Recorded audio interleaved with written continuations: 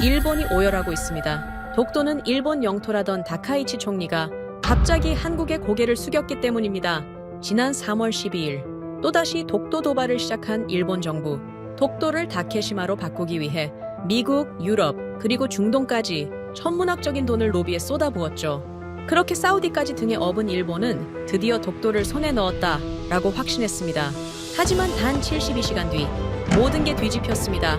이란의 공습에 일본이 겁에 질려 사우디를 버리고 도망칠 때 오직 대한민국만이 자리를 지켰고 시민들을 무사히 대피시킨 겁니다. 이에 사우디는 일본과의 모든 계약을 파기했고 일본은 한국에 살려달라 구걸까지 했습니다. 도대체 무슨 일이 벌어진 걸까요? 독도 도발하던 일본이 한국에 고개 숙이며 사죄한 이유, 지금 시작합니다. 사우디아라비아가 일본의 독도 영유권을 공식 지지했습니다. 이틀 전 다카이치 일본 총리가 국회에서 독도는 일본 땅이라 선언했고 사우디 투자부 장관 알자베르가 그 선언에 손을 들어준 겁니다. 대가는 간단했죠. 일본 외교관이 장관의 스위스 계좌에 돈을 보냈고 장관은 한국에게 줄 돈 10억 달러를 동결해버렸습니다. 한국이 독도를 일본 땅으로 인정하는 문서에 사인하면 돈을 풀어주겠다는 겁니다. 사인하지 않으면 380억 달러짜리 주베일 현장에서 쫓겨나는 거였어요. 저는 카림 알 마라비, 사우디 왕실 의전실 부실장으로 28년째 이 궁전의 외교 서열을 정리해온 사람입니다. 제 수첩에서 한국은 17위였어요. 10억 달러와 영토 주권을 동시에 인질로 잡혔으니 당연히 고개를 숙일 거라 생각했습니다. 장관도 상석에 앉은 일본 외교관도 같은 확신이었죠. 그런데 한국 특사가 장관실에 들어선 순간부터 그 확신이 금이 가기 시작했습니다. 돈줄을 틀어쥐었으니 귀여울 거라는 오일머니의 헛된 자신감이었습니다. 그날 아침 주베일 수소 플랜트 현장의 메인 전력이 예고 없이 차단됐습니다. 380억 달러짜리 비전 2030의 심장부가 한순간에 암흑으로 변한 거예요. 그것만이 아니었습니다. 무장한 사우디 왕실 근위대가 현장 정문에 도열해 한국 엔지니어들의 출입을 강제로 틀어막았어요. 80년대 이 사막의 뼈대를 세운 한국 근로자들의 후배뻘 되는 사람들이 자기들이 지은 현장 앞에서 총구를 마주한 겁니다. 알 자베르 장관의 직권이었습니다. 저는 장관실로 향하는 복도를 걸으며 가슴이 무거웠어요.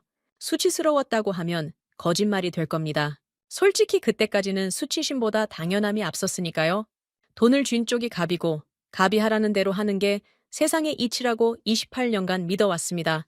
장관실 문을 열자 에어컨이 가동되고 있었는데도 공기가 텁텁했습니다. 알 자베르 장관이 시가를 물고 책상 뒤에 앉아 있었고 그 옆 상석에는 이미 다리를 꼬고 앉은 남자가 있었어요. 야마구치 케니치 주 사우디 일본 대사관 수석공사였습니다. 한국 특사가 도착하기도 전에 자리를 잡고 기다리고 있었죠. 입꼬리가 미세하게 올라가 있었습니다. 무언가를 구경하러 온 사람의 표정이었어요. 잠시 후 한국 특사가 들어왔습니다. 박진택, 대한민국 산업통상자원부 중동특사, 61세라고 했죠. 최고급 정장을 입고 있었지만 악수를 청한 손바닥에는 거친 굳은 살이 박혀 있었습니다. 80년대 주베일 건설 현장에서 직접 파이프를 메고 땀 흘렸던 사람이라는 기록을 본 적이 있었어요. 그 굳은 살이 40년 전 사막의 흔적인 걸 알았지만 그때의 저에게 그건 아무런 의미가 없었습니다. 17위는 17위일 뿐이었으니까요. 알 자베르 장관이 책상 위에 서류 한 뭉치를 집어들었습니다. 그리고 박진택의 가슴팍을 향해 던졌어요. 종이가 펼쳐지며 정장 위로 흩어졌습니다. 10억 달러 대금 동결 내역서였죠. 장관의 목소리가 장관실을 채웠습니다. 돈을 받고 싶으면 여기에 사인해. 17위 하청 주제에 골라먹을 처지는 아닐 텐데 장관이 턱짓으로 가리킨 건 동결 내역서 아래 깔려있던 또 하나의 문서였습니다. 독도를 일본 영토로 표기한다는 내용의 서약서였어요. 펜가지 나란히 놓여 있었습니다. 처음부터 사인을 받을 준비가 되어 있었던 겁니다. 저는 그 순간 야마구치의 얼굴을 봤습니다. 다리를 꼰 차에 고개를 살짝 젖히고 있었어요. 코웃음이 새어나오더군요. 소리가 나지 않는 종류의 비웃음이었습니다. 이 자리 전체가 한국을 무릎 꿇리기 위해 짜여진 판이라는 걸 저는 그때 분명히 알았습니다.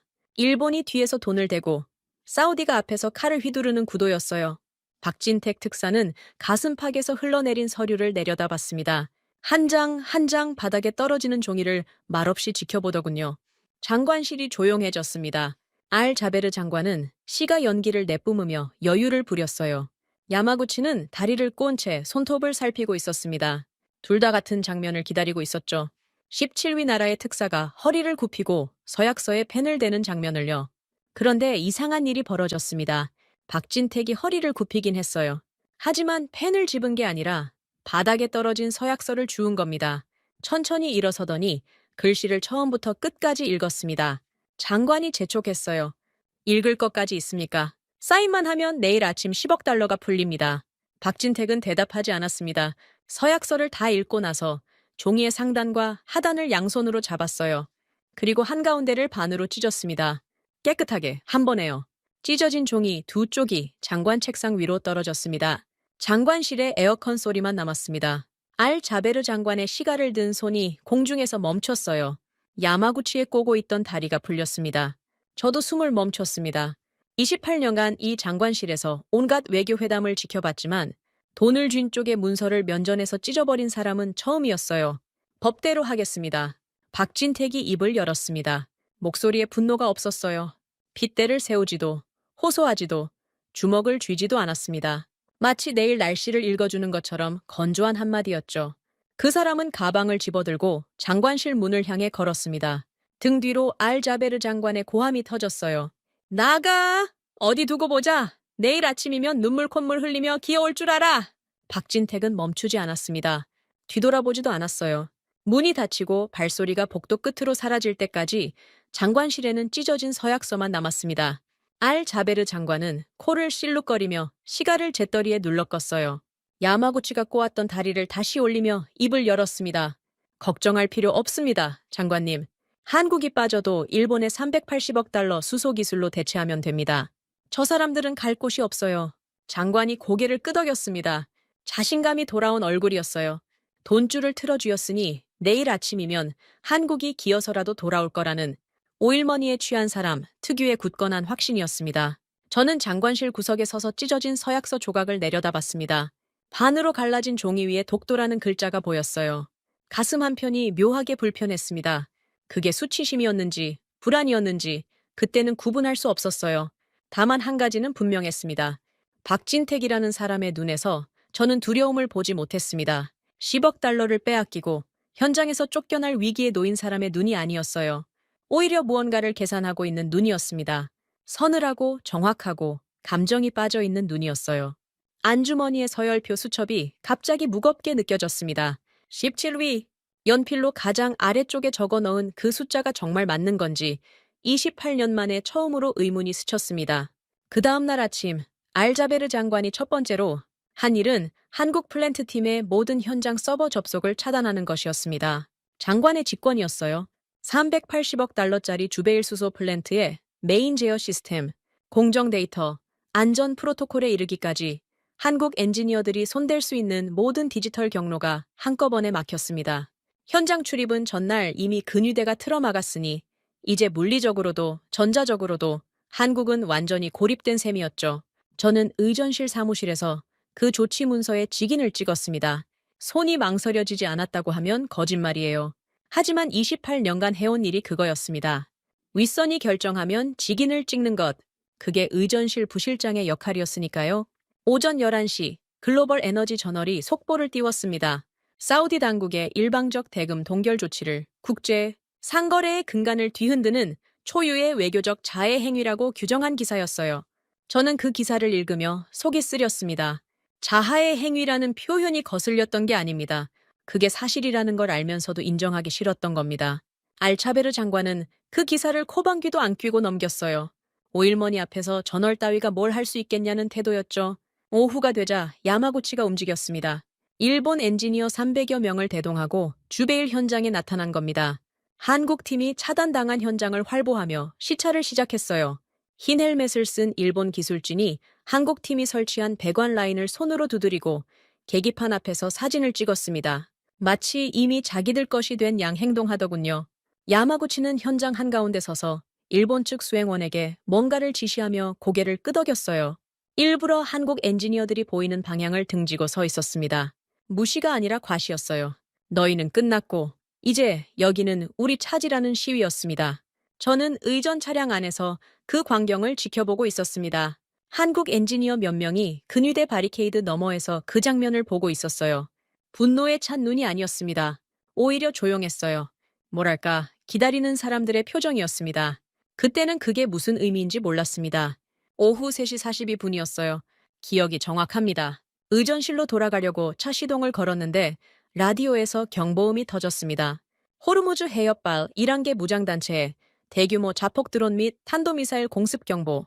주베일 산업단지 저녁에 사이렌이 울려 퍼졌어요. 하늘이 갈라지는 것 같은 소리였습니다. 처음 3초는 믿기지 않았습니다. 주베일에 직접 공습 경보가 떨어진 건 제28년 경력 중 처음이었으니까요. 그런데 동쪽 수평선 위로 검은 점들이 줄지어 나타나는 순간 다리에서 힘이 빠졌습니다. 자폭 드론이었어요? 수십 대가 편대를 이루고 있었습니다. 그 뒤로 더 높은 고도에서 흰 연기를 끌며 떨어지는 물체가 보였어요. 탄도미사일이었습니다. 380억 달러짜리 플랜트가 잿더미가 될 수 있는 상황이었죠. 그 순간 현장에서 벌어진 일을 저는 평생 잊지 못할 겁니다. 야마구치가 가장 먼저 뛰었습니다. 시찰하던 현장 한복판에서 헬멧을 내팽개치고 전용 헬기 쪽으로 전력 질주했어요. 300명의 일본 엔지니어들이 그 뒤를 따랐습니다. 장비를 버리고 서류를 버리고 흰 헬멧이 사막 바닥에 굴러다녔어요. 1시간 전까지 이 현장의 새 주인인 양 활보하던 사람들이었습니다. 사이렌 한 방에 그 허세가 모래처럼 흩어져 버렸죠. 헬기 세대가 먼지를 일으키며 이륙했습니다. 야마구치가 탄 헬기가 가장 먼저 하늘로 올라갔어요. 300명 전원을 태울 수 없었을 겁니다. 뒤처진 일본 엔지니어들이 활주로에서 허공에 손을 뻗는 모습이 보였습니다. 알 자베르 장관은 더 빨랐어요. 공습 경보가 울린 지 2분도 되지 않아 왕궁 지하 최고급 방공호로 들어갔다는 보고가 의전실에 떨어졌습니다. 자국민 대피 지시는 없었습니다. 현장 노동자들과 인근 주거, 단지의 사우디 시민들을 어디로 대피시키라는 명령이 단 한 줄도 내려오지 않았어요. 돈을 쥔 쪽이 갑이라고 큰소리치던 장관이 폭탄 앞에서는 자기 목숨 하나 챙기고 사라진 겁니다. 저는 의전 차량에서 내려 현장 외곽 관제실로 뛰었습니다. 관제실에는 CCTV 모니터가 가동되고 있었어요. 화면 여러 개에 현장 곳곳이 잡혀 있었습니다. 그 화면에서 저는 이해할 수 없는 장면을 봤습니다. 한국 엔지니어들이 철수하지 않고 있었어요. 10억 달러를 빼앗기고 서버 접속이 차단되고 현장 출입까지 막힌 사람들이었습니다. 몇 시간 전까지 근위대의 총구 앞에 서 있던 사람들이었어요. 그런데 공습 경보가 울리자 오히려 바리케이드를 뚫고 현장 안으로 들어갔습니다. 근위대가 막으려 했지만 사이렌 소리에 대열이 흐트러진 틈이었죠. 화면을 자세히 봤습니다. 한국 엔지니어들이 대피소를 잃은 사우디 시민들을 찾아다니고 있었어요. 플랜트 인근 주거 단지에서 공습에 주저앉은 노인과 아이들을 한국 장갑버스에 태우고 있었습니다. 섭씨 48도의 폭염 속이었어요.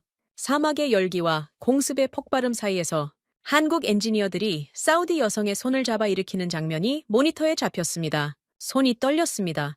커피잔을 잡고 있었는데 바닥에 부딪혀 깨졌어요. 이해가 되지 않았습니다. 돈을 떼인 쪽이 떼먹은 쪽의 국민을 구하고 있었어요. 1시간 전까지 총구 앞에 세워두었던 사람들이 우리 시민의 손을 잡고 뛰고 있었습니다. 왜요? 도대체 뭐 때문에 저런 짓을 하는 겁니까? 저는 모니터 앞에서 중얼거렸지만 아무도 대답하지 않았습니다. 다른 화면으로 눈을 돌렸습니다. 현장 메인 통제실이 잡혀 있었어요. 한국 엔지니어 대여섯 명이 통제실 안에 남아 있었습니다. 공습 속에서 셧다운 방어 프로토콜을 가동하고 있더군요. 380억 달러짜리 설비가 폭격의 연쇄 폭발하는 걸 막기 위한 긴급 조치였어요. 서버 접속이 차단되었으니 수동으로 하나하나 밸브를 잠그고 있었습니다. 천장에서 먼지가 쏟아지는데도 자리를 뜨지 않았어요. 저 사람들의 접속을 차단한 게 우리였습니다. 저 사람들의 돈을 동결한 것도 우리였어요. 그런데 저 사람들이 지금 지키고 있는 건 우리의 플랜트였습니다. 가슴 한가운데가 뜨거워졌습니다. 수치심이었어요. 28년 관료 인생에서 처음 느끼는 종류의 감정이었습니다. 돈의 서열이 곧 세상의 이치라 믿었던 제 안에 무언가가 균열을 일으키고 있었어요. 그때 또 다른 화면에서 움직임이 잡혔습니다. 박진택이었어요. 그 사람은 폭격이 쏟아지는 현장 외곽 임시 사무실에 앉아 있었습니다. 뛰지도 않았고 숨지도 않았어요. 땀범벅이 된 얼굴로 서류를 펼치고 있었습니다. 모니터 해상도가 낮아 글씨까지는 보이지 않았지만 그 사람이 뭘 하고 있는지는 알 수 있었어요. 기록하고 있었습니다. 알 자베르 장관의 계약 부당 이행 내역, 안전 의무 위반 사항, 현장 방치 시각, 자국민 대피 불이행 시점, 분 단위로 적고 있었을 겁니다. 폭발음이 한번 크게 울렸습니다. 관제실 천장에서 형광등이 흔들렸어요. 저는 본능적으로 고개를 숙였습니다. 다시 고개를 들었을 때 모니터 속 박진택은 여전히 같은 자세로 앉아 있었어요. 서류 위에 붉은색 직인을 꺼내 하나하나 찍어 누르고 있었습니다. 폭격 한가운데서 도장을 찍는 사람이라니 미친 사람인가 싶었어요. 하지만 곧 깨달았습니다. 미친 게 아니라 준비하는 거였어요. 전쟁이 끝난 뒤에 쓸 무기를 만들고 있었던 겁니다. 폭탄이 아니라 서류라는 무기를요. 방공회 수문 장관, 헬기를 타고 도망친 일본 외교관, 그리고 폭격 속에서 서류의 직인을 찍는 한국 특사. 세 사람의 모습이 CCTV 화면 3개에 동시에 잡혀 있었습니다. 저는 안주머니에 서열표 수첩을 꺼내 펼쳤습니다. 17위. 연필로 적힌 그 숫자가 흐릿해 보였어요. 모니터 속에서 한국 엔지니어가 사우디 아이를 안아 올려 장갑버스에 태우는 장면이 지나갔습니다. 수첩을 다시 접어 안주머니에 넣었습니다. 손끝이 떨리고 있었어요. 바깥에서 또 한 차례 폭발음이 울렸습니다. 관제실 유리가 진동했어요. 공습은 아직 끝나지 않았습니다. 하지만 그 사막 한가운데서 돈도 빼앗기고 총구도 겪은 사람들이 우리 국민의 손을 놓지 않고 있었습니다. 제28년짜리 서열표에는 그런 항목이 없었어요. 돈으로 매길 수 없는 것의 가치를 적는 칸 따위는 처음부터 만들어 놓지 않았으니까요. 1차 공습 경보가 해제된 건 오후 6시를 넘긴 직후였습니다. 사이렌이 멈추자 사막에 정막이 내려앉았어요. 폭발의 잔향이 귀에 남아 있었지만 하늘은 다시 조용해졌습니다. 관제실 밖으로 나오니 석양이 모래바람에 걸려 핏빛이었어요. 현장 곳곳에 폭격 파편이 흩어져 있었고 일본 엔지니어들이 도망치며 버리고 간 흰 헬멧들이 사막 위에 뒹굴었습니다. 저는 왕궁 지하 방공호로 향했습니다. 보고해야 할 것이 있었어요. CCTV로 목격한 한국팀의 시민 구출 상황, 현장 피해 규모, 일본 기술진 전원 도주 사실, 의전실 부실장으로서 당연한 업무였죠. 방공호 입구에는 근위대 4명이 총을 든 채 지키고 있었습니다. 최고 보안 등급 구역이었어요. 알 자베르 장관은 자국민 수천 명이 사막에서 공습을 맞는 동안 에어컨과 생수가 구비된 최고급 벙커에서 숨을 고르고 있었던 겁니다. 복도를 돌아 방공호 메인홀에 도착했을 때 안에서 고함이 터져 나왔습니다. 알 자베르 장관의 목소리였어요. 감히 허락도 없이 여기에 들어와! 17위 하청 주제! 저는 발을 멈추고 문 앞에 섰습니다. 문이 반쯤 열려 있었어요. 틈 사이로 보이는 광경에 숨이 막혔습니다. 박진택이 방공호 안에 서 있었습니다. 정장 어깨에 콘크리트 먼지가 하얗게 앉아 있었고 얼굴에는 땀 자국이 말라붙어 있었어요. 폭격 속에서 서류의 직인을 찍던 그 모습 그대로였습니다. 방공호까지 직접 걸어온 거였어요. 알 자베르 장관은 소파에 앉아 있었습니다. 넥타이를 풀어헤친 채 생수병을 쥐고 있었어요. 자국민이 폭격에 노출된 동안 생수를 마시며 앉아 있었던 겁니다. 장관의 얼굴은 붉었어요. 분노가 아니라 들킨 사람의 당혹함이었습니다. 방공에 숨어 있었다는 사실 자체가 수치라는 걸 장관 본인도 알고 있었을 겁니다. 그래서 더 크게 소리를 질렀던 거예요. 호통은 대개 약한 사람의 방패니까요. 박진택은 호통에 반응하지 않았습니다. 가방에서 서류 한 부를 꺼내 방공호 테이블 위에 놓았어요. 던진 게 아니라 내려놓은 겁니다. 하지만 그 소리가 방공호 안에 울렸습니다. 종이가 테이블에 닿는 가벼운 소리였는데 방공호의 정적 속에서는 총성처럼 들렸어요. 대한민국 산업통상자원부 직인이 붉게 찍힌 공문이었습니다. 알 자베르 장관이 그 문서를 쳐다보기만 하고 손을 뻗지 않았어요. 저는 문틈으로 지켜보다가 안으로 들어갔습니다. 의전실 부실장으로서 장관 곁에 있어야 했으니까요. 테이블 위에 문서가 눈에 들어왔습니다. 저도 모르게 손이 갔어요. 집어들고 읽기 시작했습니다. 첫 줄부터 마른 침이 넘어갔습니다. 대금 동결 조치, 즉시 해제 및 독도 표기 부당 요구 철회. 그게 첫 번째 항목이었어요. 두 번째 항목은 더 서늘했습니다. 고의 미납된 10억 달러 전액을 48시간 이내에 1원도 빠짐없이 지정 계좌에 입금할 것. 세 번째 항목에서는 심장이 조여왔어요.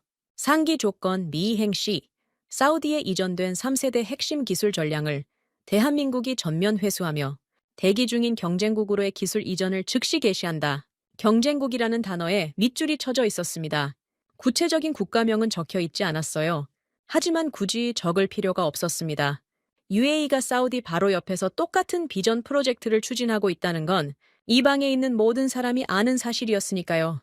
한국이 기술을 들고 2시간 거리의 경쟁국으로 건너가면 380억 달러짜리 주베일 플랜트는 콘크리트 껍데기만 남는 겁니다. 알 자베르 장관의 얼굴에서 핏기가 빠지는 게 보였습니다.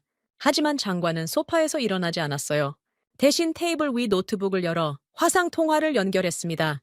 화면에 야마구치의 얼굴이 떴어요. 공습을 피해 헬기로 도주한 뒤 리야드의 일본 대사관 건물에 들어가 있는 모양이었습니다. 넥타이를 매만지며 여유로운 표정을 짓고 있었어요. 폭격 현장에서 자국 엔지니어 수백 명을 내팽개치고 도망친 사람의 얼굴이라고는 믿기지 않았습니다. 야마구치가 화면 너머로 박진택을 보더니 입꼬리를 올렸어요. 갈 곳도 없으면서 허세는 대단하시네요, 박 특사. 한국이 빠져봤자 일본 기술로 채우면 됩니다. 사우디도 우리도 전혀 곤란하지 않아요. 박진택은 야마구치의 말에 고개를 돌리지도 않았습니다. 화면이 아니라 알 자베르 장관만 보고 있었어요. 장관에게만 말하겠다는 뜻이었죠. 야마구치의 존재 자체를 상대하지 않는 태도였습니다. 박진택이 왼손으로 손목시계 버클을 풀었습니다. 아날로그 시계였어요. 디지털이 아니라 초침이 째깍거리는 오래된 시계였습니다. 그 시계를 테이블 위 공문 옆에 가지런히 내려놓았어요. 그리고 시계의 사이드 버튼을 누르자 초침이 한 바퀴 돌아 제자리로 왔습니다. 48시간 타이머가 세팅된 거였어요. 째깍, 제야, 째깍. 방공의 초침 소리가 울리기 시작했습니다. 에어컨 소리보다 작았지만 귀에 박혔어요. 시계를 테이블에 놓는 행위 자체가 하나의 선언이었습니다. 지금부터 48시간, 시간이 말하게 하겠다는 뜻이었죠. 박진택이 입을 열었습니다. 여전히 감정이 없는 목소리였어요. 지금 이 시간부로 정확히 48시간입니다. 대금 미입금 시 사우디가 보유한 모든 3세대 기술 통제권은 대한민국이 전면 회수하며 타국으로 이전합니다. 알 자베르 장관이 소파에서 몸을 일으켰어요. 생수병을 쥔 손에 힘이 들어가 페트병이 찌그러지는 소리가 났습니다. 협박하는 겁니까 지금? 감히 사우디 왕국을 상대로? 박진택이 장관의 눈을 똑바로 봤어요. 협박이 아니라 통보입니다. 계약서에 명시된 조항을 이행하는 것뿐입니다. 화면 속 야마구치가 끼어들었습니다. 허풍에 넘어가지 마십시오, 장관님. 한국이 기술을 빼겠다고요? 이 플랜트 근간에 일본 수소 원천 기술이 얼마나 깊이 박혀 있는데 한국이 나가봤자 일본 없이는 하루도 못 돌립니다. 야마구치의 목소리에는 확신이 차 있었어요. 380억 달러짜리 프로젝트에서 일본이 차지하는 기술 지분이 곧 자신의 방패라고 믿는 목소리였습니다. 박진택은 여전히 야마구치를 보지 않았어요. 노트북 화면을 향해 고개를 돌릴 의사가 전혀 없었습니다. 존재를 무시당하는 것만큼 사람을 무력하게 만드는 태도는 없죠. 야마구치의 입꼬리가 미세하게 떨렸습니다. 박진택이 가방을 들었습니다. 테이블 위에는 공문과 시계만 남았어요. 째깍거리는 초침 소리가 방공호 벽에 반사되어 울렸습니다. 박진택은 문을 향해 걸었어요. 어제 장관실에서 그랬던 것처럼 뒤돌아보지 않았습니다. 문이 닫혔습니다. 발소리가 복도를 지나 사라졌어요. 방공회는 알 자베르 장관과 저, 그리고 화면 속 야마구치만 남았습니다. 세 사람 사이에 째깍거리는 시계가 놓여 있었어요. 알 자베르 장관이 시계를 내려다봤습니다. 초침이 쉬지 않고 돌았어요. 장관의 시가를 쥐던 손이 생수병으로 옮겨간 채 미세하게 경련하고 있었습니다. 야마구치가 화면 너머에서 걱정할 것 없다고 다독였지만 장관의 눈은 시계에서 떨어지지 않았어요. 저는 테이블 위의 공문을 다시 한번 읽었습니다. 48시간, 숫자가 종이 위에 또렷했어요. 이 문서를 쓴 사람은 폭격 한가운데서 땀에 젖은 채 직인을 찍고 있었습니다. 방공회 숨어 생수를 마시던 사람에게 건넬 문서를요. 같은 시간 한국 엔지니어들은 사우디 시민을 장갑버스에 태우고 있었어요. 그리고 지금 이 문서에는 단 한 줄의 감정적 호소도 없었습니다. 분노도, 비난도, 애원도 적혀 있지 않았어요. 오직 조항번호와 이행기한과 불이행 시 결과만 나열되어 있었습니다. 째깍째깍째깍. 방공호의 에어컨은 차가웠지만 등줄기에 땀이 흘렀습니다. 저는 그 초침 소리가 누구의 심장을 겨누고 있는지 알고 있었어요. 사우디였습니다. 정확히 말하면 오일머니가 곧 권력이라 믿어온 모든 것이었죠. 48시간이라는 숫자는 듣는 순간에는 길게 느껴집니다. 이틀이니까요? 하지만 그 시간이 실제로 흐르기 시작하면 이야기가 달라져요. 특히 수천억 원짜리 판이 걸려 있을 때는요.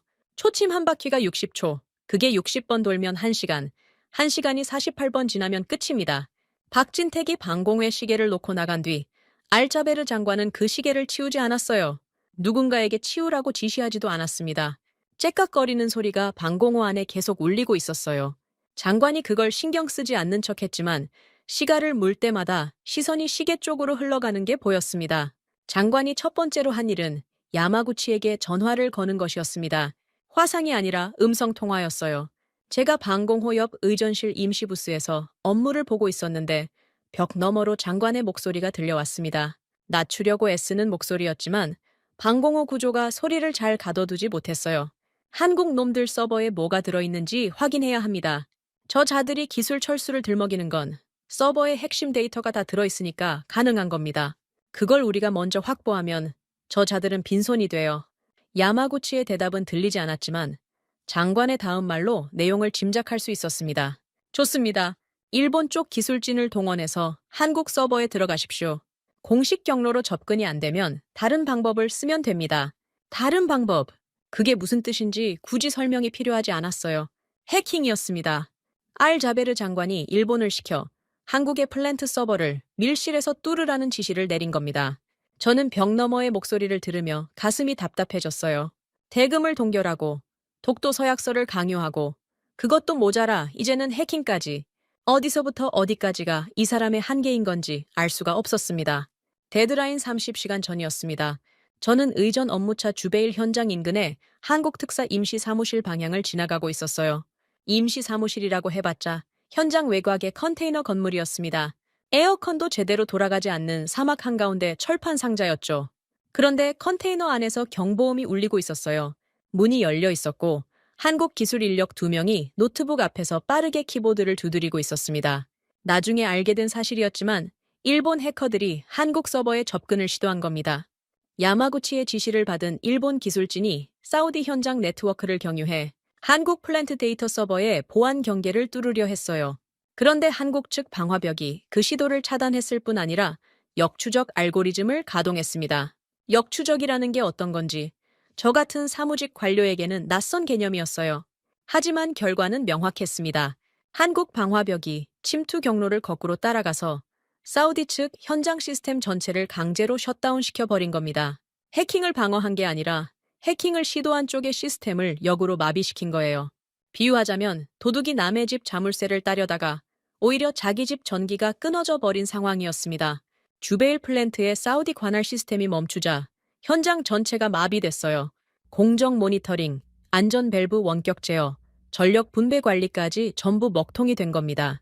알자베르 장관이 직접 차단했던 한국 서버는 멀쩡했지만 정작 사우디 자체 시스템이 주저앉아 버렸어요. 한국을 공격하려다 자기 발등을 찍은 셈이었습니다. 플랜트 마비 소식은 1시간도 안 되어 중동 전역에 퍼졌습니다. 그리고 그 직후 장관에게 치명적인 첩보가 올라왔어요. 사우디 정보부 소속 연락관이 방공호로 뛰어들어왔습니다. 숨이 차서 말을 제대로 잇지 못하더군요. 장관님, UAE가 움직이고 있습니다. 한국 기술팀과 이미 접촉한 정황이 포착됐습니다. 아부다비 투자청이 한국 측에 기술 인수 의향서를 보낸 것으로 확인됩니다. 알자베르 장관의 얼굴에서 핏기가 빠졌습니다. UAE는 사우디의 바로 옆 나라였어요. 걸프만을 사이에 두고 코앞에 있는 경쟁국이었습니다. 한국이 기술을 들고 UAE로 건너가면 380억 달러짜리 주베일 프로젝트는 빈 껍데기가 되고 사우디 비전 2030의 심장부가 경쟁국 손에 넘어가는 겁니다. 박진택이 최후 통첩에 적었던 경쟁국이라는 단어가 허풍이 아니었어요. 진짜로 줄이 닿아 있었던 겁니다. 데드라인 15시간 전 알자베르 장관의 태도가 처음으로 흔들렸습니다. 장관이 직접 팩스를 보냈어요. 한국 특사 임시 사무실로 보낸 그 팩스의 내용은 10억 달러의 30%를 선지급하고 나머지는 분할 납입하겠다는 타협안이었습니다. 어제까지 17위 하청 주제에 감이라고 호통치던 사람이 하루 만에 30%라도 먼저 내겠다고 팩스를 보낸 겁니다. 시계의 째깍거리는 소리가 그 사람을 갉아먹고 있었어요. 저는 그 팩스를 직접 들고 한국 특사 사무실로 뛰어갔습니다. 공식 업무가 아니었어요. 의전실 부실장 권한 밖의 일이었습니다. 하지만 가만히 앉아 있을 수가 없었어요. 이대로 가면 사우디가 380억 달러를 통째로 잃는다는 공포가 저를 움직이게 한 겁니다. 솔직히 말하면 장관의 체면을 살리고 싶었던 게 아니라 제 자리를 지키고 싶었어요. 장관이 무너지면 의전실도 끝이니까요. 28년의 관료 인생이 걸린 문제였습니다. 컨테이너 문을 두드렸습니다. 임동섭이라는 사람이 문을 열었어요. 대한민국 특임 외교법무비서관이라고 했습니다. 49세, 감사원 국제국 출신이라고 들었어요.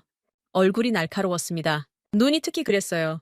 사람을 보는 게 아니라 사람의 서류를 보는 눈이었습니다. 장관님이 타협안을 보내셨습니다.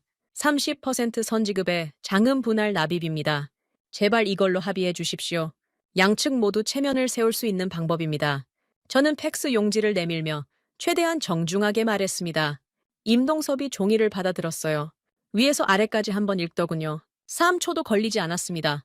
그리고 뒤를 돌아 컨테이너 안쪽으로 걸어갔어요. 책상 위에 작은 기계가 놓여 있었습니다. 휴대용 파쇄기였어요. 임동섭이 팩스 용지를 파쇄기 투입구에 밀어 넣었습니다. 위잉 하는 소리와 함께 종이가 가늘게 잘려 나왔어요. 알 자베르 장관이 보낸 타협안이 제 눈앞에서 국수 가닥처럼 갈려나간 겁니다. 조건 위배입니다. 전액 일시불 입금 외에는 접수하지 않습니다. 임동섭의 목소리에 감정이 없었어요. 박진택과 같은 종류의 건조함이었습니다. 이 사람들은 다 그런 건지 아니면 훈련받은 건지 알 수 없었지만 분노보다 무서운 게 무표정이라는 걸 그때 처음 알았습니다. 저는 파쇄기에서 나온 종이 조각을 내려다봤어요. 다리에 힘이 빠졌습니다. 마지막 카드가 눈앞에서 갈려나갔으니까요.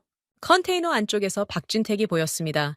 책상에 앉아 아날로그 시계에 초침을 천으로 닫고 있었어요. 제가 서 있다는 걸 알면서도 고개를 들지 않았습니다. 제 호소에 답하지 않겠다는 뜻이었죠. 돌아가는 길, 사막의 열기가 얼굴을 때렸습니다. 발밑에 모래가 부드러웠지만 다리가 무거웠어요. 방공호로 돌아와 장관에게 결과를 보고하자 알자베르 장관의 눈이 충혈됐습니다. 팩스가 파쇄됐다는 말을 듣는 순간 장관의 목에 핏대가 섰어요. 그리고 장관이 내린 다음 지시는 제 28년 관료 인생에서 가장 위험한 명령이었습니다. 한국 대사관 앞에 왕실 근위대를 깔아라. 소총으로 무장한 근위대 20여 명이 한국 대사관 건물 앞에 도열했습니다. 외교 공관 앞에 무장 병력을 배치하는 것은 국제법상 명백한 위반이었어요. 하지만 알자베르 장관은 신경 쓰지 않았습니다. 법으로 안 되면 총으로라도 한국을 눌러야 한다는 옥이었어요. 돈으로 안 되니 무력을 꺼낸 겁니다. 그런데 한국 쪽에서는 아무런 반응이 없었습니다. 항해 공문도, 긴급 연락도, 대피 움직임도 없었어요. 근위대가 총을 들고 서 있는데 한국 대사관 안에서는 불이 켜진 채 평소처럼 업무가 돌아가고 있었습니다. 박진택이 그 안에 있다는 보고를 받았어요. 총구가 코앞에 있는데도 눈 하나 깜빡하지 않았다는 겁니다. 데드라인 3시간 전, 밤이었습니다. 방공호 안에서 알자베르 장관이 화상 통화를 켰어요. 야마구치가 화면에 나타났습니다. 리야드의 일본 대사관에서 연결한 모양이었어요. 야마구치의 표정은 여전히 여유로워 보였지만 목소리에는 날이 서 있었습니다. 쫄지 마십시오, 장관님. 한국은 허세입니다. 48시간이 지나도 저 자들은 기술을 들고 나가지 못합니다. 물리적으로 불가능해요. 핵심 모듈 해체에만 2달이 걸립니다. 버티면 됩니다. 알자베르 장관이 고개를 끄덕였어요. 하지만 장관의 손이 말하고 있었습니다. 시가를 집으려는 손가락이 미세하게 떨리고 있었어요. 시가를 잡는데 3번을 시도했습니다. 테이블 위에서 째깍거리는 박진택의 아날로그 시계가 데드라인을 향해 쉬지 않고 달리고 있었어요. 저는 그 떨리는 손을 바라봤습니다. 3일 전 이 방에서 한국 특사의 가슴팍에 서류를 집어 던졌던 바로 그 손이었어요. 17위 하청 주제라고 호통치던 목소리의 주인이 지금 시가 하나 제대로 집지 못하고 있었습니다. 팩스 반려, 서버 역추적, UAE 접촉 정보, 무장 근위대마저 무시당한 현실이 그 손끝을 갉아먹고 있었어요. 초침이 멈추지 않았습니다. 3시간, 180분, 1800초. 알자베르 장관의 시간이 흘러내리고 있었어요. 돈으로도 총으로도 해킹으로도 멈출 수 없는 시간이었습니다. 데드라인 1시간 전이었습니다. 정확히 말하면 57분이었어요. 테이블 위 박진택의 아날로그 시계 숫자를 가리키고 있었습니다. 저는 방공호 밖으로 나와 현장 외곽 관제실에서 모니터를 지켜보고 있었어요. 알자베르 장관은 방공호에서 나오지 않았습니다. 야마구치의 말대로 버티기로 한 거였죠. 48시간이 지나도 한국이 기술을 물리적으로 빼낼 수 없다는 계산이었어요. 핵심 모듈 해체에 2달이 걸린다는 야마구치의 자신만만한 분석을 믿은 겁니다. 그때 하늘이 울었습니다. 1차 공습 때와는 차원이 다른 사이렌이었어요. 관제실 천장의 비상등이 빨갛게 전멸했고 모니터 6대에 동시에 경보 메시지가 떴습니다. 호르무즈 해협발 1한계 무장단체의 2차 공습이었어요. 1차 때의 3배 규모라는 분석이 실시간으로 올라왔습니다. 자폭 드론 편대와 고고도 탄도미사일이 동시에 날아오는 복합 공격이었어요. 380억 달러짜리 주베일 플랜트가 직격 사정권 안에 들어 있었습니다. 모니터 화면을 전환했습니다. 현장 외곽 카메라에 야마구치가 잡혔어요. 리야드에서 돌아와 있었던 겁니다. 장관에게 버티라고 다그치면서 자기는 현장에 복귀해 일본 기술력을 과시하려 했던 모양이었죠. 하지만 사이렌이 울리자 1차 공습 때와 똑같은 장면이 벌어졌습니다. 야마구치가 시찰 중이던 현장을 내팽개치고 헬기 착륙장을 향해 뛰었어요. 이번에는 혼자였습니다. 함께 온 일본 엔지니어들에게 한마디도 하지 않았어요. 헬기 문이 열리자 야마구치가 먼저 뛰어올랐고 기체가 먼지를 일으키며 이륙했습니다. 활주로에 남겨진 일본 기술진이 먼지 속에서 허공을 향해 손을 뻗는 모습이 모니터에 잡혔어요. 또 버린 겁니다. 한 번도 아니고 두 번째였습니다. 관제실 유리가 진동했어요. 동쪽 수평선 위로 검은 점들이 몰려오고 있었습니다. 1차 때보다 훨씬 많았어요. 드론 편대가 하늘을 뒤덮고 있었고 그 위로 흰 연기를 끌며 떨어지는 탄도미사일이 보였습니다. 380억 달러짜리 설비가 사우디 비전 2030의 심장이 잿더미가 되려 하고 있었습니다. 방공회서 알자베르 장관의 비명에 가까운 음성통신이 관제실로 흘러들어왔어요. 380억 달러가 불타게 생겼는데 아무것도 안 한단 말입니까? 방공 시스템은 어디 있습니까? 장관이 찾는 방공 시스템은 없었습니다. 사우디 자체 방공망은 이 규모의 복합 공격에 대응할 역량이 되지 않았어요.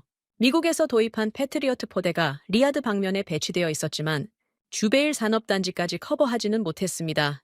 일본이 약속했던 방공 협력은 야마구치와 함께 헬기를 타고 도망갔고요. 모니터 속에서 알자베르 장관이 방공호 바닥에 주저앉는 게 보였어요. 무릎이 꺾이고 두 손으로 얼굴을 감싸고 어깨가 떨렸습니다. 오일머니로 세상을 쥐고 흔들던 사람이 미사일 앞에서 우는 모습이었습니다. 그 순간이었어요. 현장 남쪽 외곽에 주차되어 있던 한국 군용 트럭 세대의 덮개가 일제히 걷혔습니다. CCTV 화면이 자동으로 그쪽을 잡았어요. 트럭 적재함 위에 올려진 장비가 드러났습니다. 저는 그게 뭔지 몰랐어요. 포신도 없고 탄약도 보이지 않고 소리도 나지 않았습니다. 그냥 네모난 금속 상자 위에 둥근 렌즈 같은 것이 하늘을 향해 있었어요. 렌즈가 움직였습니다. 상하 좌우로 미세하게 각도를 조정하더니 멈췄어요. 그리고 빛이 나왔습니다. 푸른 빛이었어요. 관제실 유리를 통해 봐도 선명한 푸른 직선이 하늘로 쏘아 올려졌습니다. 소리가 없었어요. 총성도 폭발음도 로켓의 굉음도 없이 빛만 나갔습니다. 고요한 빛이었어요. 그 빛이 하늘의 검은 점 하나에 닿자 드론이 터졌습니다. 펑 하는 작은 소리와 함께 불꽃이 피었다가 바로 꺼졌어요. 팝콘이 튀는 것 같았습니다. 정확히 그 느낌이었어요. 기름에 옥수수알이 다 톡하고 튀어오르는 것처럼 하늘의 드론이 톡톡 터져 나갔습니다. 한 대, 두 대, 세 대. 푸른빛이 쉬지 않고 하늘을 훑었어요. 렌즈가 미세하게 각도를 틀 때마다 드론 하나가 불꽃으로 변했습니다. 10대, 20대, 30대. 관제실에 있던 사우디 관제 요원 3명이 모니터 앞에서 입을 벌리고 있었어요. 저도 마찬가지였습니다. 40대, 50대. 하늘을 뒤덮던 드론 편대가 팝콘처럼 튀겨지며 사라졌습니다. 50대 전부였어요. 단 한 대도 플랜트에 도달하지 못했습니다. 나중에 알게 된 겁니다. 그 무기의 이름이 청황이었어요. 한국이 독자 개발한 레이저 대공무기였습니다. 요격 한 발에 드는 비용이 한국 돈으로 2,000원이라고 했어요. 사우디 돈으로 환산하면 약 6리알. 커피 한 잔 값도 안 되는 돈으로 자폭 드론 한 대를 하늘에서 지워버린 겁니다. 50대를 전부 요격하는 데 들어간 총 비용이 10만 원이었어요. 우리가 10억 달러를 동결하며 갑질한 나라가 커피 값으로 우리 하늘을 지켜내고 있었습니다. 드론이 끝이 아니었어요. 더 높은 고도에서 떨어지는 탄도미사일이 남아 있었습니다. 흰 연기를 끌며 수직으로 낙하하는 물체가 모니터에 잡혔어요. 드론과는 차원이 다른 위협이었습니다. 관제 요원 한 명이 비명을 질렀어요. 그때 현장 북쪽에서 섬광이 일었습니다. 청황과는 다른 종류의 빛이었어요. 지면에서 수직으로 솟구치는 불꽃이었습니다. 미사일이었어요. 한국의 미사일이 지상에서 발사되어 곧장 하늘로 치솟았습니다. 청웅 2호라고 했습니다. 한국의 중거리 지대공 미사일이었어요. 낙하하는 탄도미사일을 향해 정면으로 돌진했습니다. 두 물체가 상공에서 충돌하는 순간 하늘이 하얗게 변했어요. 폭발의 충격파가 관제실 유리를 흔들었습니다. 두 번째 탄도미사일도 세 번째도 똑같이 요격됐어요. 하늘에서 떨어지는 것은 전부 올라가는 것에 의해 박살났습니다. 한 발도 빗나가지 않았어요. 저는 의자에 주저앉아 있었습니다. 다리에 힘이 없었어요. 모니터 속 하늘이 깨끗해지고 있었습니다. 몇 분 전까지 검은 점과 흰 연기로 가득했던 하늘이 청황의 푸른빛과 청홍의 수직 화염으로 세탁된 거였어요. 380억 달러짜리 플랜트 위에 한국제 강철돔이 펼쳐져 있었습니다. 오일머니로 뭐든 살 수 있다고 믿었습니다. 일본의 기술이 세계 최고라고 들었습니다. 그런데 하늘에서 미사일이 떨어질 때 도망간 건 일본이었고 돈은 방공회 숨은 우리 장관의 주머니에서 아무 역할도 하지 못했어요. 대신 2,000원짜리 빚과 수직으로 솟구치는 불꽃이 이 사막을 지켰습니다. 17위 나라의 기술이었어요. 폭발의 섬광이 가라앉았습니다. 하늘이 다시 어두워지고 사막의 열기가 관제실로 새우며 들었어요. 그때 모니터 하나에 박진택이 잡혔습니다. 임시 사무실 컨테이너 앞에 서 있었어요. 하늘을 올려다보지 않았습니다. 대신 왼손으로 테이블 위 아날로그 시계를 톡톡 두드리고 있었어요. 건조한 동작이었습니다. 미사일 요격의 감동도 드론 선멸의 쾌감도 없는 표정이었어요. 그냥 시계를 확인하고 있었습니다. 시간이 됐는지 안 됐는지를요. 곧이어 컨테이너 안에서 임동섭이 나왔어요. 손에 무정의를 들고 있었습니다. 무정의 너머로 무슨 지시를 내리더니 현장 메인 통제실 외벽에 대형 스크린에 붉은 글씨가 떠올랐습니다. 관제실 모니터에서도 보였어요. 국제합작법 제4조 2항이라는 제목이었습니다. 저는 그 글씨를 읽으며 심장이 멈추는 것 같았어요. 기투입 자본 전액 몰수, 위약금으로 환불 불가 처리, 현장 통제권 대한민국의 영구 귀속. 단순히 기술을 빼가겠다는 게 아니었습니다. 사우디가 이 프로젝트에 투입한 돈 전부를 몰수하고 현장 자체를 한국이 가져간다는 뜻이었어요. 박진택이 48시간 전에 던진 최후 통첩의 진짜 칼날이 이제야 드러난 겁니다. 기술 철수가 끝이 아니라 사우디의 돈까지 삼키는 독소 조항이 계약서 안에 처음부터 박혀 있었던 거예요. 방공회서 알자베르 장관의 숨 헐떡이는 소리가 무전으로 흘러나왔습니다. 스크린의 붉은 글씨를 누군가가 장관에게 읽어준 모양이었어요. 장관의 목소리가 갈라져 있었습니다. 이게 무슨 소리입니까? 우리가 투입한 돈을 전부 가져간다고? 이건 강도짓 아닙니까? 그건 강도짓이 아니었습니다. 계약서에 명시된 조항이었어요. 48시간 전 박진택이 테이블 위에 놓고 간 공문에 모든 내용이 적혀 있었습니다. 알 자베르 장관이 그 공문을 제대로 읽지 않은 거였어요. 읽었더라도 허세라고 넘겼을 겁니다. 17위 나라가 감히 그런 조항을 발동할 수 있으리라고는 상상조차 하지 않았겠죠. 저는 관제실 의자에 앉아 두 개의 화면을 번갈아 봤습니다. 한쪽에는 방공에서 숨을 헐떡이는 알 자베르 장관이, 다른 한쪽에는 시계를 톡톡 두드리며 서 있는 박진택이 잡혀 있었어요. 오일머니에 취한 남자와 서류에 직인을 찍은 남자. 이 사막의 하늘을 지킨 건 돈이 아니라 2,000원짜리 빚이었고 이 사막의 판을 뒤집은 건 총이 아니라 계약서 한 장이었습니다. 48시간 타이머가 0점을 찍은 건 새벽 4시 정각이었습니다. 관제실 모니터 구석에 떠있던 카운트다운 숫자가 연경연경으로 변하는 순간 화면 하나가 깜빡이더니 꺼졌어요. 알 자베르 장관의 장관실 서버 접속 권한이 완전히 삭제된 겁니다. 장관 전용 인증 코드, 현장 관리 시스템 마스터키, 공정 데이터 열람 권한까지 전부요. 380억 달러짜리 주베일 플랜트에 대한 알 자베르 장관의 디지털 발자국이 통째로 지워졌습니다. 관제실에 있던 사우디 관제 요원이 장관실 쪽으로 긴급 연락을 넣었어요. 장관님 계정이 삭제됐다는 보고였습니다. 30초도 지나지 않아 방공에서 알 자베르 장관의 고함이 무전을 타고 들려왔어요. 지금 뭐라고 했습니까? 내 권한이 삭제됐다고? 사우디 정부 장관의 권한을 누가 감히 삭제합니까? 누가 삭제한 게 아니었습니다. 시스템이 자동으로 실행한 겁니다. 48시간 데드라인 만료와 동시에 계약서에 명시된 통제권 전환 프로토콜이 가동된 거였어요. 박진택이 설계한 시간표대로 기계가 움직인 것뿐이었습니다. 사람의 감정이나 체면 따위는 코드에 포함되어 있지 않았죠. 새벽 4시 23분, 알 자베르 장관이 방공회서 뛰쳐나왔다는 보고가 들어왔습니다. 장관 전용 차량을 직접 몰고 주베일 현장 정문 게이트로 향하고 있다고 했어요.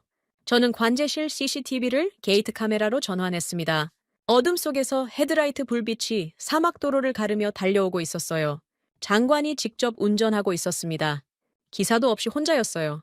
넥타이가 풀려 있었고 정장상의 단추가 어긋나 있었습니다. 2026년 사우디 투자부 장관이 새벽에 차를 몰고 플랜트 게이트로 돌진하는 모습은 이 관제실에서 28년간 본 광경 중 가장 처참한 것이었어요. 차가 게이트 앞에 급정거했습니다. 타이어가 모래를 일으켰어요. 알 자베르 장관이 차에서 내려 게이트 인식기로 걸어갔습니다. 주머니에서 최고 등급 VIP 마스터키를 꺼내 인식기에 갖다 댔어요. 이 키는 주베일 산업단지 전체의 모든 문을 여는 만능 열쇠였습니다. 사우디 왕국의 산업 인프라, 어디든 출입할 수 있는 최고 권한이었죠. 붉은 경고음이 울렸습니다. 인식기 화면에 붉은 글씨가 떠올랐어요. 접근 거부, 권한 없음, 불법 침입 경고. 알 자베르 장관이 마스터키를 다시 찍었습니다. 같은 경고음이 울렸어요. 세 번째, 네 번째. 결과는 같았습니다. 사우디 투자부 장관의 최고 등급 마스터키가 자국 땅 위의 게이트에서 거부당하고 있었어요. 장관의 얼굴이 관제실 카메라에 잡혔습니다. 핏대가 목 양쪽으로 솟아 있었어요. 이를 악물고 있었습니다. 장관이 게이트 옆에 배치된 사우디 왕실 근위대장에게 고함을 질렀어요. 게이트를 열어 당장 안에 한국 놈들을 끌어내. 근위대장이 움직이지 않았습니다. 차려 자세로 서서 장관을 똑바로 봤어요. 30대 초반으로 보이는 젊은 장교였습니다. 장관님, 현 시점부로 이 현장의 통제권은 국제합작법 제4조 2항에 의거해 대한민국에 합법적으로 이전되었습니다. 무력 개입은 국제법 위반이며 근위대의 직무 범위를 벗어납니다. 저는 관제실에서 그 음성을 들으며 숨을 멈췄습니다. 사우디 왕실 근위대가 사우디 정부 장관의 명령에 항명한 겁니다. 28년 동안 한 번도 본 적 없는 장면이었어요. 근위대는 왕실 직속이었고 투자부 장관의 지휘 계통에 있지 않았습니다. 합법적 계약 이전이 완료된 상태에서 장관 개인의 명령은 법적 근거가 없었어요. 젊은 근위대장이 그 사실을 정확히 알고 있었던 겁니다. 알 자베르 장관이 근위대장의 멱살을 잡으려는 동작을 보였어요. 하지만 근위대 병사 2명이 앞으로 한 걸음 나서자 장관의 손이 허공에서 멈췄습니다. 장관은 게이트 앞에 서서 이를 갈았어요. 자국 땅 위에 서 있는데 자국 군인이 길을 열어주지 않는 상황이었습니다. 돈으로 산 권력이 서류 한 장에 의해 효력을 잃은 거였어요. 그때 게이트 안쪽에서 굉음이 들려왔습니다. 엔진 소리였어요. 한 대가 아니라 여러 대였습니다. 카메라를 현장 내부로 전환하자 눈을 의심했어요. 태극기가 박힌 한국 차세대 하이브리드 중장비들이 현장 중심부를 향해 진입하고 있었습니다. 크레인, 운반 차량, 모듈 분리 장비들이 일렬로 움직이고 있었어요. 헤드라이트가 사막의 어둠을 가르며 핵심 모듈 분리 작업을 위한 대열을 이루고 있었습니다. 야마구치가 말했죠. 핵심 모듈 해체에 2달이 걸린다고. 한국은 물리적으로 빼갈 수 없다고. 그 계산이 이 중장비 대열 앞에서 산산조각 나고 있었습니다. 한국은 이미 준비를 마치고 있었던 거예요.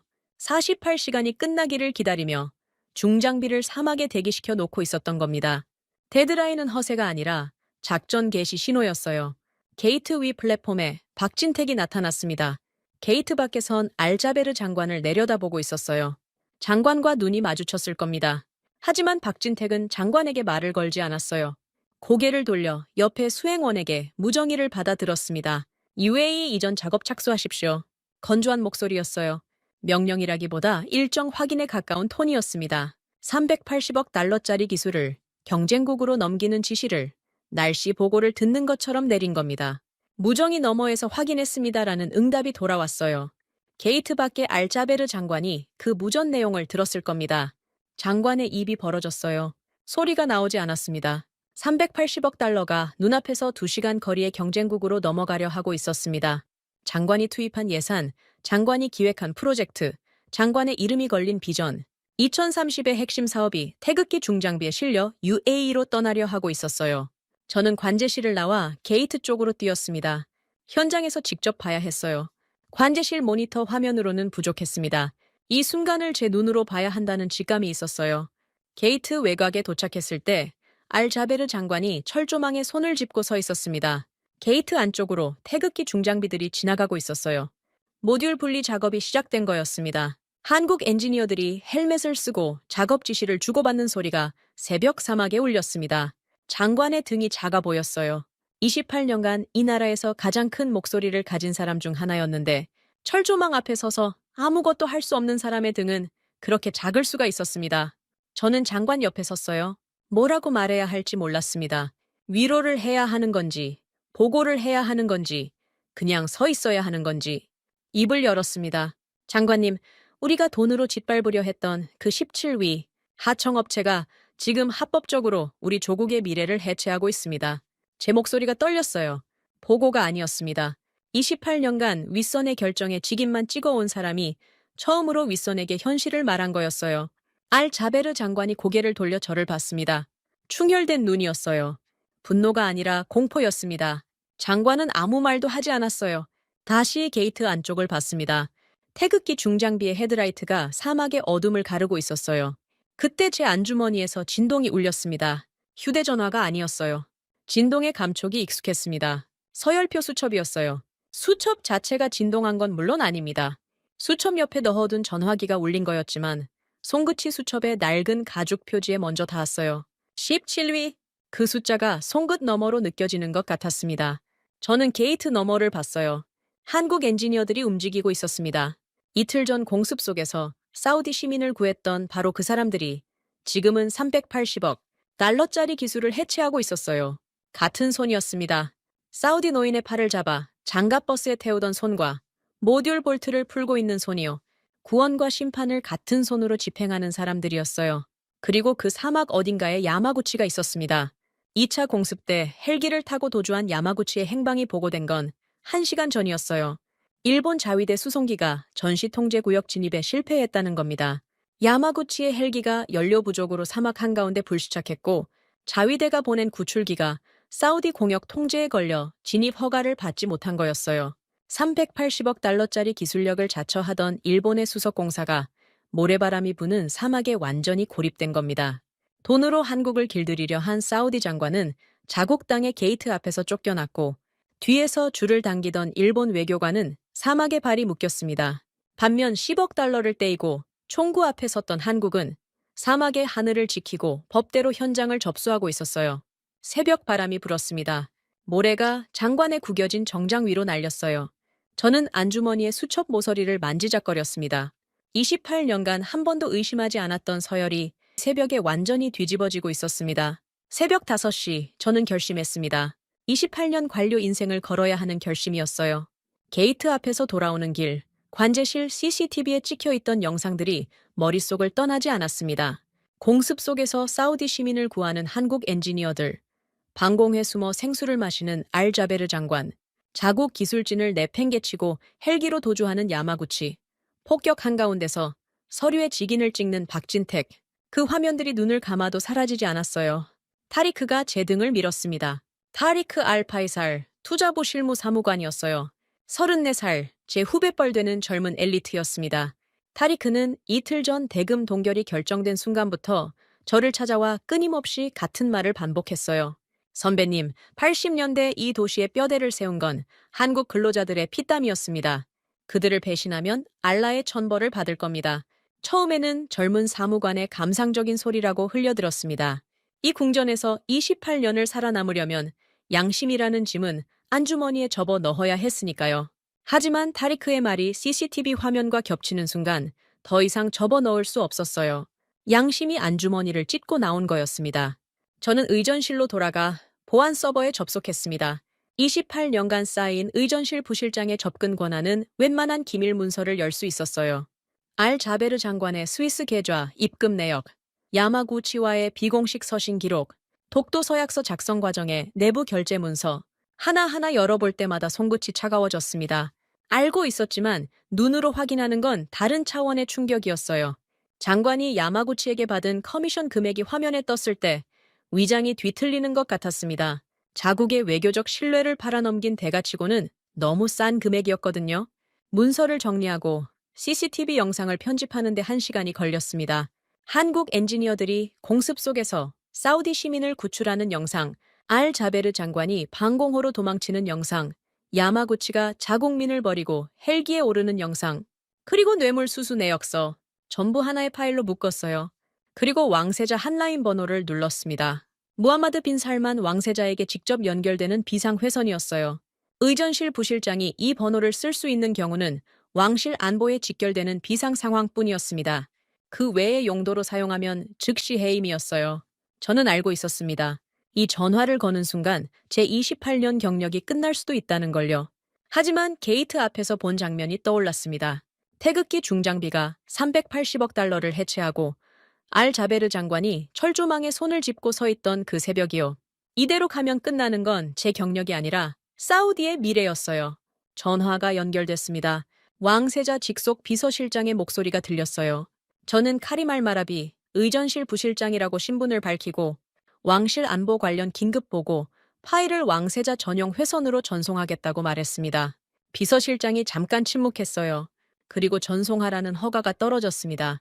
파일을 보냈습니다. 손가락이 전송 버튼 위에서 3초간 멈춰 있었어요. 누르는 순간 돌이킬 수 없었습니다. 알자베르 장관을 고발하는 거였으니까요. 28년간 윗선의 직임만 찍어온 관료가 윗선의 범죄를 최고 권력에게 직보하는 순간이었어요. 타리크가 옆에서 제 팔을 잡았습니다. 고개를 끄덕였어요. 버튼을 눌렀습니다. 15분이었습니다. 전송 후 정확히 15분 만에 사막의 하늘에서 프로펠러 소리가 들려왔어요. 처음에는 공습인 줄 알았습니다. 가슴이 철렁 내려앉았어요. 하지만 소리의 질이 달랐습니다. 군용 헬기 특유의 저음이었어요. 관제실 레이더에 기체 하나가 잡혔습니다. 블랙호크였어요. 사우디 왕실 문장이 기체 측면에 그려져 있었습니다. 무함마드 빈 살만 왕세자가 직접 온 겁니다. 블랙호크가 현장 외곽 임시 착륙장에 내려앉았을 때 모래 폭풍이 사방으로 퍼졌어요. 무장 경호원 6명이 먼저 내렸고 그 뒤로 왕세자가 모습을 드러냈습니다. 흰 토브에 검은 비슈트를 걸치고 있었어요. 30대 후반의 얼굴이었지만 눈이 날카로웠습니다. 파일을 직접 봤다는 뜻이었어요. 그 눈에 분노가 서려 있었습니다. 알자베르 장관이 왕세자를 보고 달려왔어요. 게이트 앞에서 쫓겨난 뒤 현장 외곽을 배회하고 있었던 모양이었습니다. 장관의 정장은 구겨질 대로 구겨져 있었고 넥타이는 풀린 채 가슴에 걸려 있었어요. 장관이 왕세자 앞에 서서 땀을 닦으며 입을 열었습니다. 전하, 한국이 무단으로 현장을 점거했습니다. 국제법을 위반하고 우리 자산을 강탈하고 있습니다. 즉각 군사 개입을 요청드립니다. 거짓이었어요. 처음부터 끝까지 거짓이었습니다. 한국은 무단 점거가 아니라 계약서에 명시된 조항에 따라 합법적으로 통제권을 이전받은 거였고 자산 강탈이 아니라 사우디가 48시간 데드라인을 지키지 않은 대가였습니다. 하지만 알자베르 장관은 마지막까지 거짓으로 버틸 생각이었어요. 저는 걸어 나갔습니다. 왕세자 앞으로요. 다리가 떨렸어요. 28년 관료 인생에서 왕세자 앞에 호출 없이 나서는 건 직무 범위를 벗어나는 행위였습니다. 하지만 멈출 수 없었어요. 전하, 저는 카림 알마라비, 왕실 의전실 부실장입니다. 30분 전 전하의 비상회선으로 파일을 전송한 사람입니다. 알자베르 장관의 얼굴이 하얗게 변했어요. 저를 봤습니다. 28년간 직인을 찍어주던 부하가 왕세자 앞에서 입을 여는 장면을 보고 있었어요. 장관의 입술이 떨렸습니다. 전하께서 수신하신 파일에 모든 내용이 담겨 있습니다. 알자베르 장관이 일본 야마구치 공사로부터 받은 커미션 내역, 한국 대금을 부당하게 동결한 경위, 독도 서약서를 강요한 전말, 그리고 공습 당시 장관이 자국민 대피를 방치하고 방공회 숨은 CCTV 영상이 포함되어 있습니다. 말하는 동안 목소리가 갈라졌어요. 하지만 멈추지 않았습니다. 반면 한국은 10억 달러를 빼앗긴 상태에서 우리 시민을 구출했고 독자 방공 무기로 우리 하늘을 지켰습니다. 현장 통제권 이전은 48시간 데드라인을 우리가 지키지 않은 결과이며 계약서에 명시된 합법적 조치입니다. 왕세자가 알자베르 장관을 봤어요. 장관의 입이 달싹거렸지만 소리가 나오지 않았습니다. 왕세자의 눈이 차가워졌어요. 파일을 읽은 사람의 눈이었습니다. 증거를 확인한 사람의 눈이었어요. 왕세자가 근위대장에게 고개를 끄덕였습니다. 근위대원 2명이 알자베르 장관의 양팔을 잡았어요. 장관이 몸부림쳤습니다. 전하, 이건 오해입니다. 저는 사우디를 위해서. 왕세자의 손이 알자베르 장관의 가슴을 가리켰어요. 정확히 말하면 정장 왼쪽 가슴에 달린 훈장을 가리킨 겁니다. 사우디 산업 공로 훈장이었어요. 왕실에서 직접 수여하는 최고 등급이었습니다. 근위대원이 그 훈장에 손을 뻗어 잡아 뜯었어요. 핀이 정장 원단을 찢으며 빠지는 소리가 새벽 공기에 울렸습니다. 알자베르 장관의 무릎이 꺾였어요. 포승줄이 양손을 묶었습니다.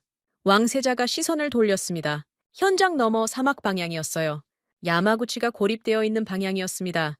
도망친 자들의 기술은 필요 없습니다. 일본은 이 땅에서 영구 추방합니다. 짧은 한마디였어요. 하지만 그 한마디로 380억 달러짜리 판에서 일본이 영원히 지워졌습니다. 그 순간 박진택의 주머니에서 위성 전화가 울렸어요. 박진택이 전화를 받았습니다. 상대방의 목소리가 새벽 공기 속에서 희미하게 들렸어요. UAE 무역 장관이었습니다. 기술 인수를 최종 확정하는 전화였어요.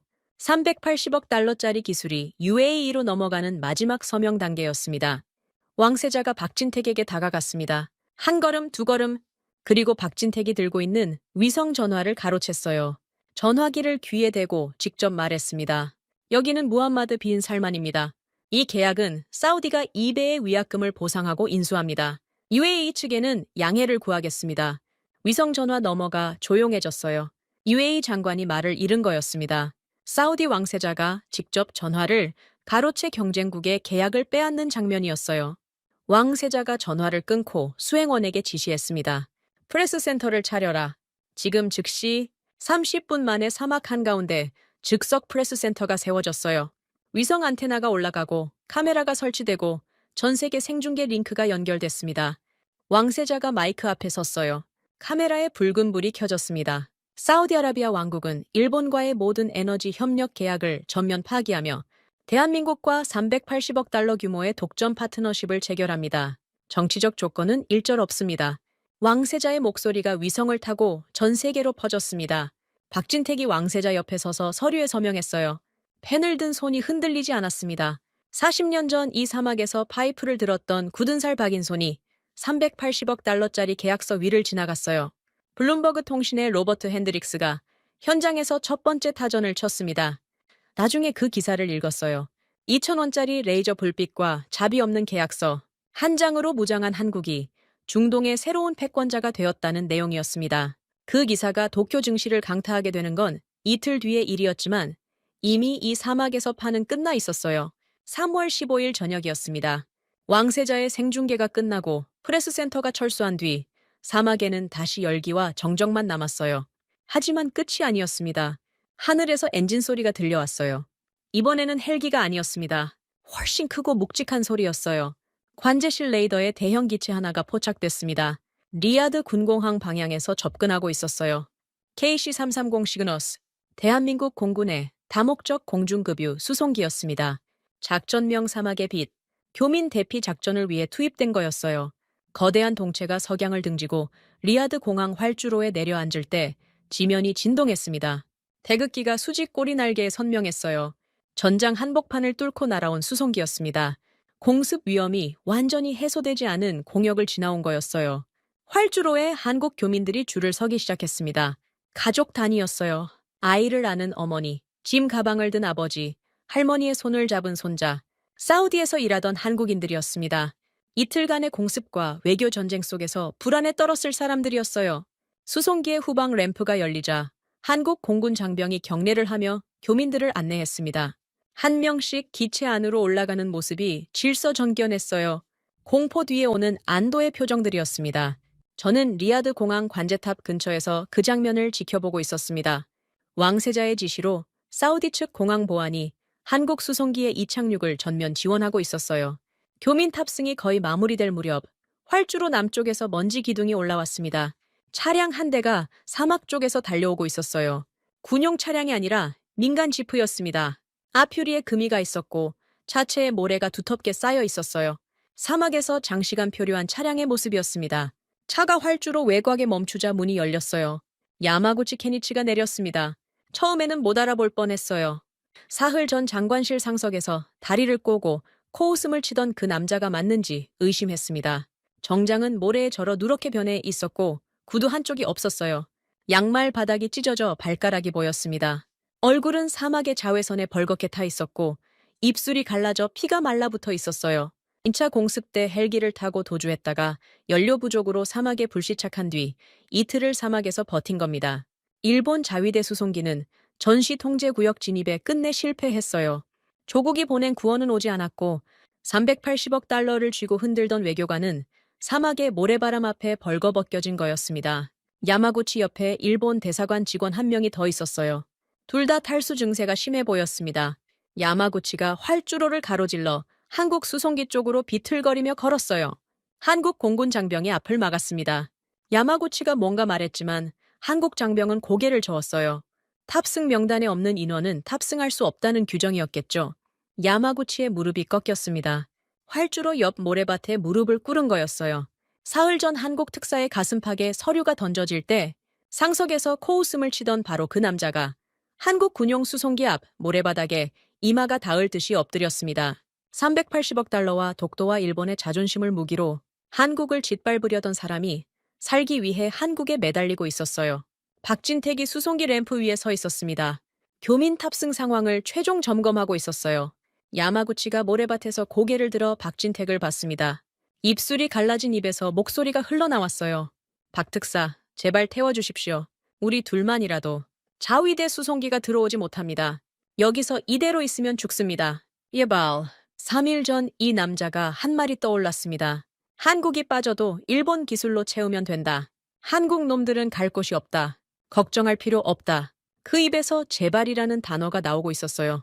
독도 표기를 강요하고 뒤에서 뇌물을 대고 해킹을 지시하고 2번이나 자국민을 버리고 도주한 사람이 한국 군인의 발 앞에서 살려달라고 울고 있었습니다. 박진택이 램프 위에서 야마구치를 내려다봤어요. 저는 그 표정을 봤습니다. 조롱이 없었어요. 경멸도, 복수의 쾌감도, 승리자의 여유도 없었습니다. 아무 감정이 없었어요. 사흘간 저 사람의 얼굴에서 감정을 본 적이 한 번도 없었습니다. 분노도 없고 환희도 없는 오직 해야 할 일만 남은 사람의 얼굴이었어요. 박진택이 가방에서 서류 한 장을 꺼냈습니다. 임동섭이 옆에서 펜을 건넸어요. 박진택이 서류 하단에 무언가를 적고 붉은 직인을 찍었습니다. 2024년 체결된 재외국민보호협력 양해각서 규정에 따른 일본인 2명의 탑승 허가서였어요. 야마구치에게 손을 내밀지 않았습니다. 서류를 한국 공군 장병에게 건넸고 장병이 야마구치 앞에 가서 일어서라고 말했어요. 야마구치가 모래를 털며 일어났습니다. 다리가 풀려 비틀거렸어요. 장병이 팔을 잡아 수송기 램프까지 부축했습니다. 일본 대사관 직원도 함께 올랐어요. 박진택은 야마구치가 기체 안으로 사라질 때까지 한마디도 하지 않았습니다. 뒤돌아보지도 않았어요? 서류에 도장을 찍는 것으로 끝이었습니다. 조롱 한마디 없이, 훈계 한마디 없이 규정에 따라 도장을 찍어 목숨을 살려준 거였어요. 그게 더 무서웠습니다. 복수보다 무자비한 자비였어요. 야마구치의 자존심을 박살내는데 주먹은 필요 없었습니다. 무표정한 도장 하나면 충분했어요. 그 도장이 의미하는 바를 야마구치는 평생 잊지 못할 겁니다. 독도를 빼앗으려 했던 나라에 무릎을 꿇고 목숨을 구걸했다는 사실을요. 수송기의 후방 램프가 천천히 올라갔습니다. 엔진 출력이 높아지며 활주로에 열풍이 밀려왔어요. KC-330이 이륙했습니다. 거대한 동체가 사막의 하늘로 솟구치는 순간 석양빛이 태극기를 붉게 물들였어요. 이틀 뒤인 3월 17일 도쿄 증시가 개장했습니다. 블룸버그 통신의 로버트 핸드릭스가 사막에서 쳐낸 기사가 전 세계에 퍼진 뒤였어요. 사우디에서 퇴출된 일본 관련 플랜트 기업들의 주가가 개장과 동시에 하한가로 직행했습니다. 연쇄 반응이었어요? 한 종목이 아니라 관련 기업 전체가 동반 추락했습니다. 사우디의 결단에 자극받은 중동 주변국들이 기존 일본 계약을 잇따라 파기하기 시작했거든요. 쿠웨이트, 카타르, 오만, 줄줄이 일본의 등을 돌리고 한국 측의 기술 협력을 타진했습니다. 380억 달러가 아니라 중동 전체 에너지판이 뒤집어진 거였어요. 같은 날 오후 다카이치 일본 총리가 X에 글을 올렸습니다. 닷새 전 중의원에서 독도는 일본 영토라고 선언했던 바로 그 사람이었어요. 글의 내용은 이랬습니다. 이번 사우디 사태에서 자국민의 안전한 귀환을 위해 수송기를 제공해준 대한민국 정부와 군에 깊이 감사드린다. 자국민을 살려준 한국 공군에 공개적으로 고개를 숙인 겁니다. 독도를 자기네 땅이라 우기고 뒤에서 사우디 장관을 매수해 한국의 영토 주권을 짓밟으려 했던 나라의 총리가 전 세계가 보는 소셜미디어에서 한국에 엎드린 거였어요. 저는 리야드의 왕궁 의전실 사무실에서 그 글을 읽었습니다. 화면을 2번 읽었어요. 세 번째 읽을 때 손이 떨렸습니다. 인과응보라는 단어가 이렇게 정확하게 실현되는 걸 본 적이 없었어요. 수감된 알자베르 전 장관의 소식도 들려왔습니다. 리야드 최고 보안 교도소에 구금된 장관이 감방의 작은 모니터로 뉴스를 봤다고 했어요. 한국형 수소 플랜트가 천공 방공망 아래에서 정상 가동을 재개했다는 보도였습니다. 완벽한 강철 도말에 태극기가 걸린 주베일 현장이 화면에 잡혔어요. 장관이 그 화면을 보며 울었다고 교도관이 전했습니다. 돈으로 세상의 갑이 될 수 있다고 믿었던 사람이 철창 너머에서 돈으로 살 수 없는 것의 승리를 지켜본 거였어요. 모든 폭풍이 지나간 뒤 저는 왕궁 접견실에 혼자 앉아 있었습니다. 왕세자의 지시로 의전실 부실장직은 유임이 확정됐어요. 파면이 아니라 유임이었습니다. 진실을 보고한 대가가 벌이 아니라 신뢰였던 거죠. 하지만 그건 중요하지 않았어요. 안주머니에서 수첩을 꺼냈습니다. 28년간 품고 다닌 낡은 국가 서열표 수첩이었어요. 가죽 표지가 달아 원래 색이 뭐였는지도 모를 지경이었습니다. 펼쳤어요. 첫 페이지. 연필로 적은 서열이 빼곡했습니다. 1위 미국, 2위 영국, 3위 프랑스, 5위에 일본이 있었어요.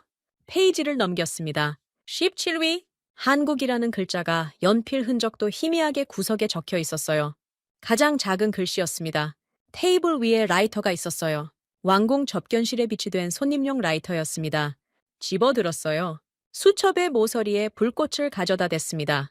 종이가 검게 말리며 타들어갔어요. 17위라는 글자가 불꽃에 삼켜졌습니다. 5위가 사라지고 3위가 타고 1위까지 제가 됐어요. 28년간 저를 지배했던 서열이 손가락 사이에서 흩어져 내렸습니다.